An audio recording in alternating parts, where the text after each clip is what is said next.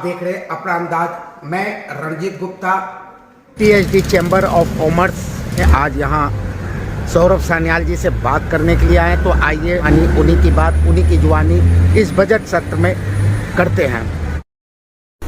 Sir नमस्कार। आज जो बजट आदरणीय निर्मला सीतारमण जी ने जो पेश किए हैं, उसको आप किस दृष्टि से देखते हैं? नमस्कार। PhD chamber of commerce and industry जो आज यूनियन बजट 2022-23 आदरणीय वित्त मंत्री जी ने प्रेजेंट किया, उसका स्वागत करती है। ये बजट न केवल फॉरवर्ड लुकिंग है, बट इसमें ग्रोथ काफ़ी अच्छे आंकड़े आए हैं। पिछले दिन कल जो फाइनेंशियल सर्वे पेश किया गया था, उसमें लगभग ग्रोथ का फिगर 8 से 8.5% दिया गया था और ओवरऑल 9.2% का विकास दर निश्चित हुआ था। और जो आज बजट पेश हुआ, उसके हिसाब से हमें पीएचडी चैम्बर को ये लगता है कि ये बिल्कुल मुमकिन है, क्योंकि इसमें जो खास बातें थी वो इस बजट के जो पैंडेमिक चला पिछले 2 साल से, उसमें जो हमारी वैक्सीनेशन हुई, जो जिस प्रकार से कोविड को हमारे देश ने हैंडल किया, जिस प्रकार से हमारी हेल्थ केयर इंफ्रास्ट्रक्चर को डेवलप किया गया और जिस प्रकार कोविड को हमने मात दिया, उनका उसके साथ कॉम्बैट करके उसको हमने मात दिया वैक्सीनेशन को बढ़ा के, ये वाकई सराहनीय है। और इसी के आधार पर इस साल का बजट प्रस्तुत किया गया। इस बजट में 2-3 बातें जो पीएचडी चैम्बर ने सामने रखी थी आदरणीय वित्त मंत्री जी के सामने उनके प्रेजेंटेशन में, वो था एक तो ECLGS स्कीम को एक्सटेंड करना, क्योंकि पिछले 2 साल में एमएसएमई सेक्टर ने ECLGS स्कीम के जो 5 लाख करोड़ का जो ग्रांट उपस्थित किया था गवर्नमेंट ने, उसका पूरी तरीके से उसको यूटिलाइज नहीं कर पाए थे। तो उसमें न केवल उन्होंने बढ़ोतरी की है 50,000 करोड़ की, बट इस स्कीम को 31 मार्च 2023 तक एक्सटेंड किया है। ये पीएचडी चैम्बर इसकी सराहना करती है, क्योंकि हमारे यहाँ 50 से 75% एमएसएमई सेक्टर है। हमारे इंडिया में 250 करोड़ के नीचे और ट्रेडर्स भी आजकल एमएसएमई सेक्टर में आ गए हैं, तो उनको ये बहुत बड़ा फायदा होगा। दूसरा फायदा जो इन्होंने स्टार्टअप्स के लिए किया है, और जो गति शक्ति, जो प्राइम मिनिस्टर की गति शक्ति का जो एक प्रावधान किया गया था, उसको बढ़ोतरी देने के लिए इंफ्रास्ट्रक्चर में काफी बढ़ोतरी होगी। साथ ही साथ रेलवे में, वाटरवेज में, इनलैंड वाटर ट्रांसपोर्टेशन में, लॉजिस्टिक्स में बहुत बढ़ोतरी होगी। और इसमें 3 साल में 100 लॉजिस्टिक्स पार्क्स का ऐलान किया गया है, वो भी बहुत अच्छा है, जिससे जॉब क्रिएशन होगा। तीसरा जो इसमें मुद्दा बहुत इंपॉर्टेंट था, वो था डिफेंस का।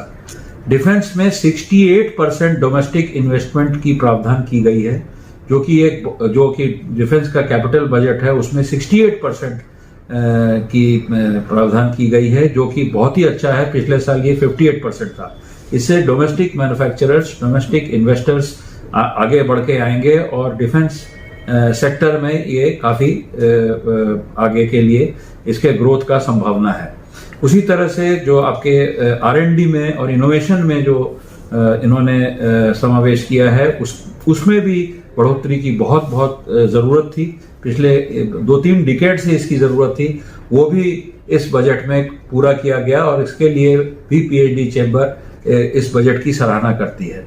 अंत में मैं ये कहूंगा कि ये बजट जो है बहुत ही एक बैलेंस्ड बजट है, जिसमें ग्रोथ ओरिएंटेड है तथा इसमें जॉब क्रिएशन के बहुत उम्मीदें हैं। जहां बेरोजगारी की समस्या देश में बढ़ी है और जो लघु उद्योग एमएसएमई के दायरे में आते हैं, उनको इस बजट से क्या फायदा मिलने वाला है? जी बताएं। पहली बात तो गति शक्ति है। गति शक्ति में इंफ्रास्ट्रक्चर डेवलपमेंट पे जोर दिया जाएगा। ये प्रधानमंत्री का बहुत ही फॉरवर्ड लुकिंग योजना है, जिसमें जॉब क्रिएशन के बहुत चांसेस हैं। इसमें कम से कम 1 से 1.5 मिलियन लोगों को इसका फायदा होगा जॉब्स में। दूसरा, जो आपका ECLGS स्कीम है, जिसमें इमरजेंसी क्रेडिट गारंटी दिया था, ये एमएसएमई को फायदा होगा, क्योंकि पिछले 2 साल के पैंडेमिक में एमएसएमई ने इसका फायदा नहीं पूरी तरह से उठा पाया। जब एमएसएमई हमारे देश में 30% योगदान करती है हमारे ग्रोथ में, उस ग्रोथ को आगे बढ़ाने के लिए एमएसएमई के अंदर भी जॉब क्रिएशन होगी। जो भी एमएसएमई सेक्टर में, जो भी मैन्युफैक्चरिंग यूनिट्स में या सर्विस सेक्टर में जो लोग काम कर रहे हैं, वहां पर रिक्रूटमेंट होने के बहुत चांसेस होंगे, बहुत ज्यादा तादाद में रिक्रूटमेंट होगी और इसी पैसे का इस्तेमाल होगा फॉर क्रिएटिंग जॉब्स और आगे ग्रोथ को इसको आगे लेके जाने के बहुत सारे आसार नजर आ रहे हैं। इसमें भी कम से कम 1 से 1.5 मिलियन जॉब्स का उम्मीद है। सो लगभग कुल मिला के अगर देखें तो 3.5 मिलियन से लेके 5 मिलियन तक के जॉब क्रिएशन के आसार नजर आ रहे हैं। हम ये मान सकते हैं कि रोजगार के मामले में इस बार के जो बजट पेश हुआ है उसमें काफी संभावनाएं हैं, लेकिन इसके साथ साथ जो कि उद्योगपति हैं उनको किस तरीके से इन लोगों को फायदा मिलने वाला है इस बजट से? देखिए, जो कॉर्पोरेट सेक्टर है उनके फायदे से ही एमएसएमई का फायदा है। कॉर्पोरेट सेक्टर में जब कॉर्पोरेट सेक्टर का ग्रोथ होगा, जिनका टैक्स रेट ऑलरेडी 22% किया हुआ है गवर्नमेंट ने, तो एमएसएमई का भी फायदा होगा, क्योंकि एमएसएमई ही जो हैं वो ग्रोथ क्रिएटर्स हैं, वही एम्प्लॉयमेंट जनरेट करते हैं, वही आगे मैन्युफैक्चर करते हैं, वही कॉर्पोरेट सेक्टर के काम को आगे बढ़कर ले जाते हैं। साथ ही साथ स्टार्टअप्स में भी इन्होंने इस बजट में निवेश के आसार दिखाए हैं, R&D में दिखाया है, रिसर्च और इनोवेशन में निवेश दिखाया है, जिससे डोमेस्टिक सेक्टर के इन्वेस्टमेंट्स आएंगे, खास करके डिफेंस सेक्टर में। उसमें भी जॉब क्रिएशन के बहुत चांसेस हैं और उसमें भी मैं समझता हूं कि 50,000 से लेकर के 1 मिलियन जॉब्स जनरेट होंगे। ठीक है। के बजट सत्र में सर सबसे ज्यादा ध्यान किस क्षेत्र में दिया गया है और कौन से ऐसे क्षेत्र हैं जहां की इस बार थोड़ा बजट को अनदेखा किया गया है? देखिए, हेल्थ केयर सेक्टर में हमने कुछ नहीं सुना इस बजट में, लेकिन उसको अगर यूनियन गवर्नमेंट बरकरार रखे तो वही बहुत बड़ी चीज होगी, क्योंकि health care infrastructure already district level तक तैयार हो चुकी है और हमारे पास भारी मात्रा में ऑक्सीजन प्लांट्स हैं, ऑक्सीजन पाइपलाइंस लेड हैं और हॉस्पिटल्स पूरी तरह से कोविड को कॉम्बैट करने के लिए तैयार है। तो हेल्थ सेक्टर को सिर्फ हमें थ्रस्ट में एक पुश देना है और उसकी जो तैयारी पिछले साल थी उसी को आगे लेकर के बढ़ना है। इसलिए शायद इसमें निवेश आगे चल के पता लगेगा कि क्या एक्चुअली नट्स एंड बोल्ट्स जब आएगा, तब हमें पता लगेगा कि कितना इसमें एलोकेट किया है बजट यूनियन गवर्नमेंट ने। इसके अलावा आयुष सेक्टर को भी ध्यान में नहीं रखा गया है और या अनाउंसमेंट नहीं हुई अभी तक। वो भी जब नट एंड बोल्ट में बजट आएगा, उसका हार्ड प्रिंट आएगा, तब हमें पता लगेगा कि कितना उसमें बजट अलॉटमेंट किया गया है। तीसरा सेक्टर है, सबसे महत्वपूर्ण सेक्टर था कि आम आदमी का जो सैलरीड क्लास है उसको जो इनकम टैक्स का लोगों ने सोचा था कि काफी मात्रा में कुछ रिलीफ मिलेगा, जो कि अनाउंस नहीं हुआ।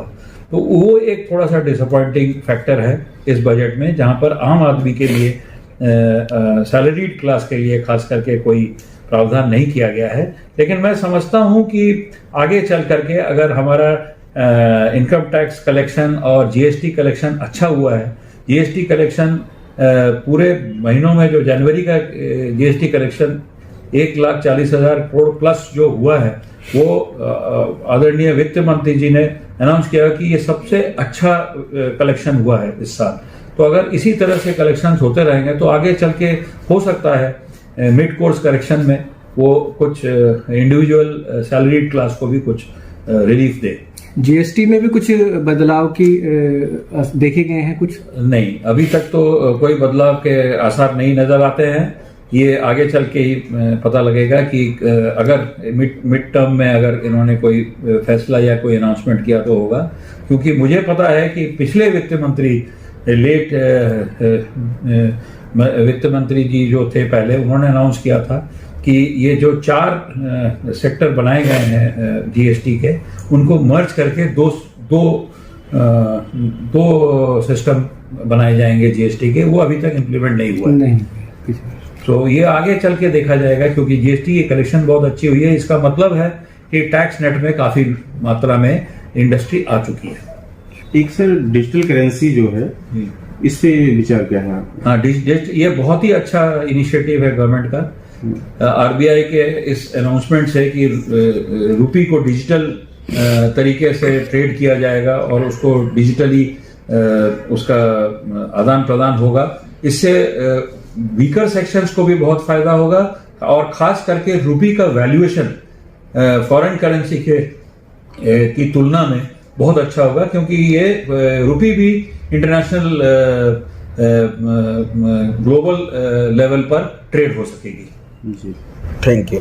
Thank you. का जो बजट सत्र आज पेश किया गया, इन बजट सत्रों को देखा जाए तो वाकई में बेरोजगारों के लिए बहुत ही मतलब कहा जाए तो सोने पे सुहागा है। जैसा कि आज मैं यहाँ पर इसी विषय में बात करने के लिए पीएचडी चैम्बर के जनरल सेक्रेटरी सौरभ सान्याल जी से मैं बात की तो